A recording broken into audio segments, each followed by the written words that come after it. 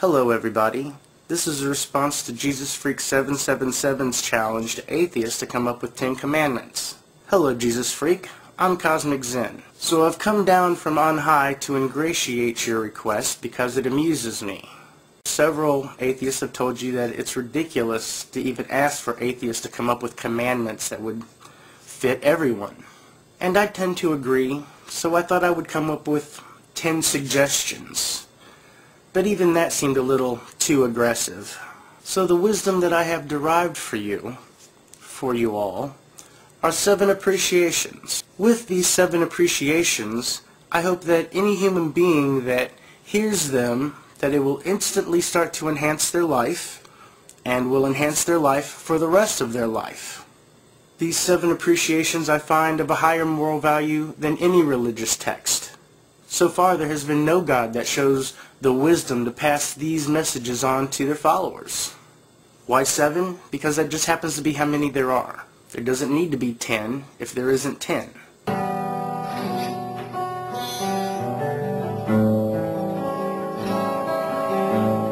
The first appreciation is nonviolence. Appreciate nonviolence. Appreciate peace. Peace isn't just some word you say to people like hello and goodbye. Peace isn't just something you wish for and hope that it'll one day happen. The appreciation of peace itself. Peace almost as an entity, like you worship God. Only this peace is a conscious choice, a rational decision to make the world a better place, starting with yourself. And I'm talking about violence on all levels. Scolding a child, spanking a child, beating a wife, hitting a brother, going to war, cops and criminals, criminals on criminals. Any scenario where any person strikes with hatred or violence against another person. Any example where people are killing people. In any instance where anyone would use force to oppress another. Where anyone would use abuse upon another. None of these things are acceptable. Appreciate true peace.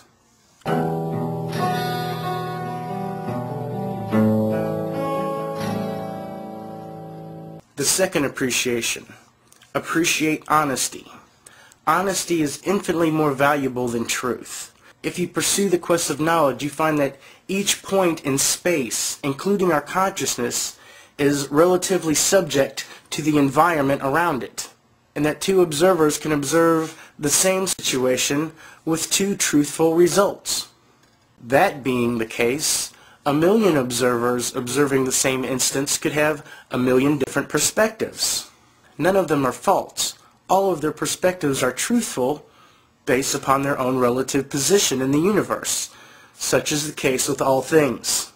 When you get hung up that something is the truth, you stop questioning that thing. You believe in that thing. But if you're intellectually honest, then you can look at any given truth, find its fallibility, and move past it onto a better truth. And it takes a lot more inner fortitude to live your life that honestly than just to simply seek for truth.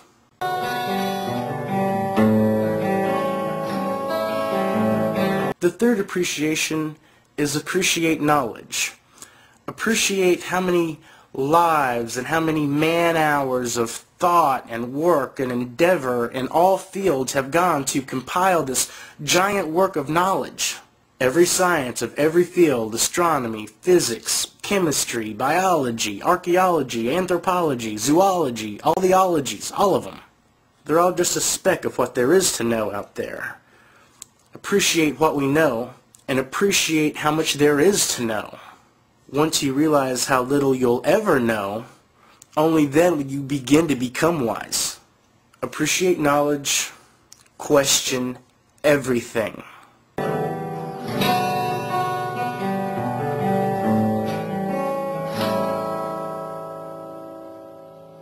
Appreciation 4. Appreciate your own life. Appreciate that your entire existence from birth to death is your entire universe, and there's nothing you can possibly experience that isn't directly tied to your phenomenological experience. Your life is all you have, and everything that you know is everything that you know. It's the collective sum of the neurons collecting information in your brain. And you are so unique. No one will ever have your experiences and your thoughts. And like a cut flower, when you die, you're gone. So appreciate the brevity of your own life.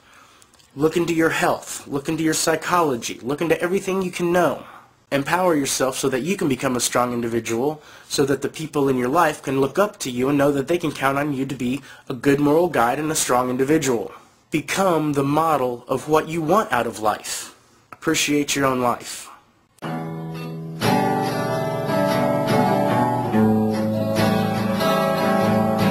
Appreciation 5. Appreciate the life of others. Now this is very similar to the first appreciation of non-aggression, but it differs in that as you appreciate the uniqueness of your own life and the value of your health and your knowledge, appreciate that in others and bring that out in others. Help others come to appreciate these 7 appreciations.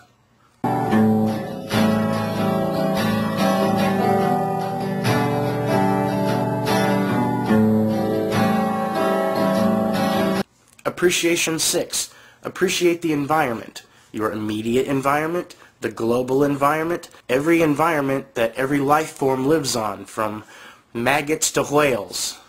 Appreciate the environment on the infinite number of planets that are out there. When I say environment, I mean the universe. Everything that is. Appreciate reality. Don't waste any of your unique, limited time on stupid fairy tales. It's hard enough to derive the truth of reality with our limited sensual input, but you need to appreciate reality before you could ever start figuring out what this life is all about.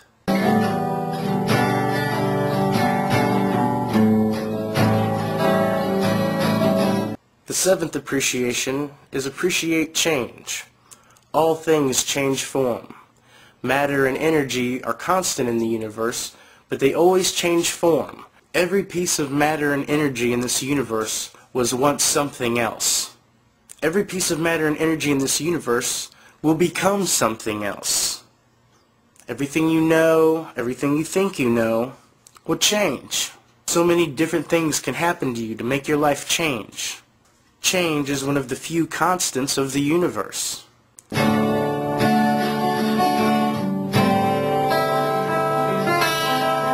So I hope you or whoever will take these 7 appreciations and infiltrate them into your perceptions. Contemplate them in a light relevant to each other. If every human had this list of appreciation, the world would be a better place, and evil would be non-existent. So take this wisdom and go forth.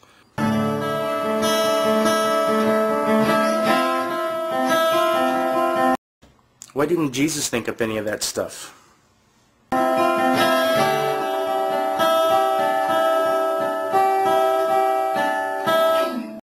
How come God didn't tell Moses some of that stuff?